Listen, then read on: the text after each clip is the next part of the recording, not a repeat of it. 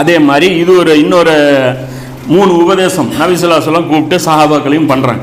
என்ன அப்படின்னா ரசூலுல்லாஹ் சொல்கிறாங்க, என்னிடம் அதே மாதிரி எழுதுகோல் கேட்குறாங்க. அதாவது அந்த ஃபர்ஸ்ட் நாள் கேட்டாங்களா அபூபக்கரையும் இவரையும் கூப்பிடு, அப்துல் ரஹ்மானை கூப்பிடு, நான் எழுதி தரேன்ட்டு. அதே மாதிரி இன்னொரு வாட்டியும் ரசூலுல்லாஹ் சொல்கிறாங்க, என்னிடம் எழுதுகோலை கொண்டு வாங்க, ஏட்டையும் கொண்டு வாங்க, நான் உங்களுக்கு நீங்கள் வழி தவறாமல் இருக்கும் வகையில் ஒரு எழுதி தரேன், ஒரு விஷயத்தை நான் எழுதி தர்றேன் அப்படிங்கிறாங்க. அதுக்கப்புறம் கொஞ்சம் நேரம் கழிச்சு ரசூலுல்லாஹ் என்ன பண்ணுறாங்க, சரி பரவாயில்ல விடுங்க, இது அடிக்கடி ரசூலுல்லாஹ் பயன்படுத்தியிருக்காங்க, இந்த எழுதி தரேன்ட்டு ஒரு 4-5 நாட்டி சொல்லியிருக்கிறாங்க.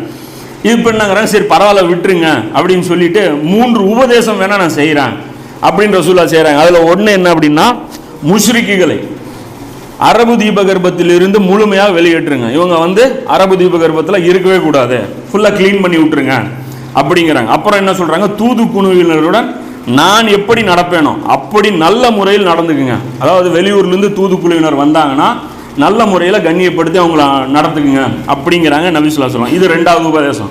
3வது உபதேசம் அறிவிப்பாளர் மறந்துட்டார்.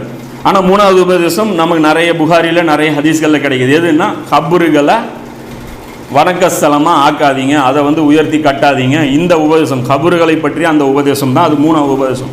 இது புகாரியில் 3053, அப்புறம் 3168, இந்த 3 உபதேசம் நபி ஸல்லல்லாஹு அலைஹி வஸல்லம் செய்கிறாங்க.